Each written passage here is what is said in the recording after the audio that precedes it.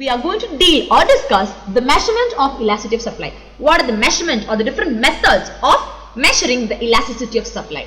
Just like the measurements or methods of measuring elasticity of demand, the same applies for supply also. Let us see what they are in detail. See, we can measure this elasticity of supply using two different methods. First one is percentage method and the second one is geometric or point method. So we have studied the same thing, be it percentage method or geometric or point method in case of elasticity of demand also. The same thing applies in case of elasticity of supply also. That is the percentage method. So see, the percentage method of measuring the price elasticity of supply, that is based on the definition of elasticity. That is very simple. That is the ratio in which the percentage change in quantity supplied is is proportionate or is changing with reference to given proportional change in price. That is percentage change in quantity supplied divided by percentage change in price. That is exactly the definition of percentage method of elasticity of supply. That is how we will measure elasticity of supply using the percentage method. And here, if you are given two diagrams, what we will do, for example, if you are given example, okay, or equation where your original supply will be given, then change in the quantity supplied will be given, your original price will be given, the change in quantity supplied will be given. So you have to just put that into the formula and calculate. Then definitely you will be able to derive the elasticity of supply using the percentage method. And the formula, there is a particular formula also. This is the definition of percentage method. That is, this method, it is based on the definition of elasticity. That is what we have discussed now. And the formula for measuring elasticity of supply using the percentage method is ES, which is elasticity of supply equals percentage or proportionate change in quantity supply divided by percentage change in price. How much, by what percent there is a change in quantity supplied divided by how much or by what percent the price has changed. Using this formula, we will be able to measure elasticity of supply using the percentage method. Okay. And in here, it is given in detail how it is expressed. That is ES. That is in terms of symbols. We can even write the same formula. The same formula can be represented in terms of symbols like this. That is ES equals Q delta by Q into 100. This is Q delta. This particular symbol is called as Q delta. This delta means change in quantity supplied divided by Q. Q is what? The original quantity into 100. The whole divided by delta P by P into 100. Again delta P. This is called as delta. This delta P again shows the change in price divided by the original price into 100. Finally, deriving this formula, you will get delta Q by Q, that is change in quantity by original quantity supplied into price by change in price, that is opposite will come, equals to change in quantity divided by quantity supplied divided by change in price into original price by original quantity.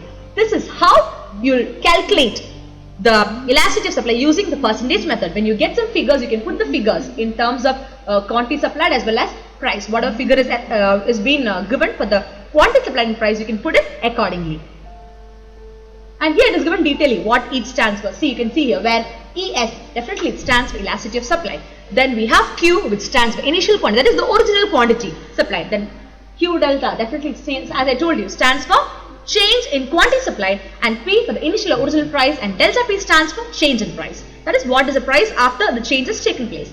And this formula is used to calculate the price elasticity of supply as follows. And this also shows an example has been given. So now we can see how literally using an example we can calculate the price elasticity of supply. Let us see, an example is also given. For example, okay, an increase in price of a ball pen from rupees 4 to 5, that results in an increase in quantity supplied of pens from 1000 to 1500. So what is the elasticity of supply? The question is, what is the elasticity of supply? So we can either use the percentage method or the geometric or point method, but it is more relevant to use the percentage method because that is very simple to use. So we know the formula. What is the formula? Delta Q by delta P into P by Q. This is the derivation. How you got this formula finally. This particular formula we got after deriving it like this. So this is the derivation of the formula, and this is how you get with this formula only you should do the problem. So in this case, what is your initial quantity? That means the quantity, the original quantity supplied. Definitely that is 1000. So you can see an increase in quantity supplied of pens from 1000 to 1500. That means 1000 is your initial quantity. So Q equals 1000. So what is your initial price or original price? Definitely from rupees 4 to 5. An increase in price of ball pens from rupees 4 to 5. So 4 is your initial price and 5 is your change in price and 1500 is your change in quantity. So you can just write it down. First you write what is the initial quantity. Definitely 1000. Initial price 4. After that change in quantity is 1500 and change in price is 5. So we know these are things. See, but you see the question. An increase in price of ball pen from rupees 4 to 5. That is, it was 4 rupees. It has changed to 5 rupees. That is 1 rupee. 1 rupee extra it has increased. So 4 minus or 5 minus 4 will give you 1. This is your change in price. And similarly, with respect to quantity supplied also, 1000 to 1500. Definitely you have to take the difference. What difference you get when you minus 1500 from 1000, you get 500. This is your change in quantity supplied. The delta or the new supply or the new quantity supplied will be 500. You have to take the difference between these two values. But the original one will remain the same. 1000 is the original quantity, 4 is the original price. And to get the change in quantity supplied as well as the change in price, you have to minus the new price from the old price. Whatever figure or whatever answer we get out of that will be our change in price. Similarly, the same applies in case of quantity supplied also. 1500 minus 1000 will be 500. That particular 500 and this one, these two terms or these two numerical values, that will constitute the change in quantity supplied and change in price. So we have got the change, we have got the original. So now what we will do? Just put the formula directly. That is delta Q by P. Delta P into P by Q. So your change in quantity is 500 divided by change in price is 1 into original price is 4 by original quantity is 1000. So when you equate that, when you calculate, when you do the calculation, what do you get? Your answer will be 2. That is definitely 2 zeros will go. So 5 by 10, 5 ones and 2. 2 will come down again, 2 ones and strike the 4, it will be 2. So 2 by 1, definitely the answer is 2. So 2 is the elasticity of supply. This is your answer. And this is the method of doing elasticity of supply using percentage method. And if you by heart this formula, it is very simple to do it. First we have to learn the formula, then we should understand how we will get the change in quantity supplied and change in price. Very simple. Whatever 4 to 5 means the difference between the original one and the new one. That is a number which you have to write the change in quantity as well as change in price. Not 1500. You should not write 1500 as change in quantity supplied. The difference between 1000 and 1500. That particular thing you have to write.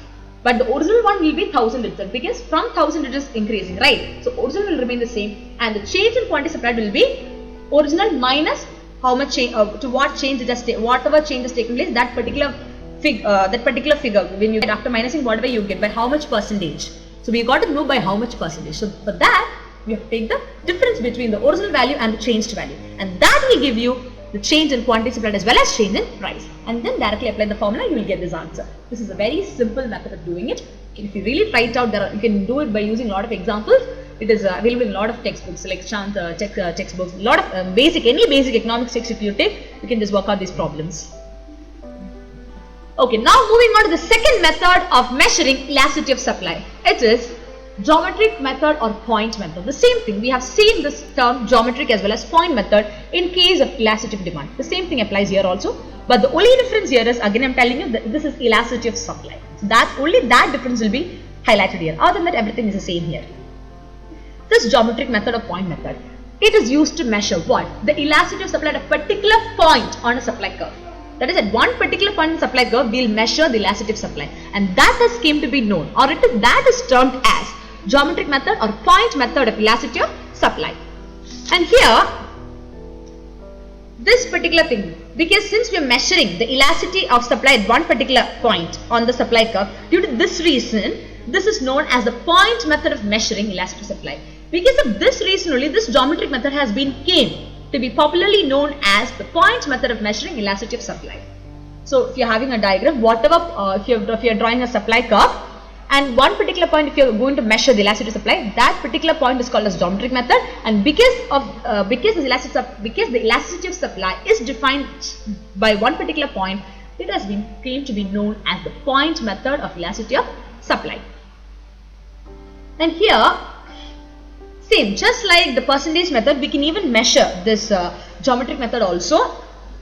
For that, upper segment divided by lower segment, just like the demand. In demand, what do we do? Lower segment divided by upper segment. The same thing applies here also. Using that formula, you can calculate the elasticity supply using geometric or point method. But normally, we don't go for using this particular method. We normally resort to using the percentage or the outlay method, whatever method. Normally we go for the percentage method. We don't go for the geometric method of measuring. We'll just know what is geometric method. Normally in practicality, we measure the elastic supply using the percentage method.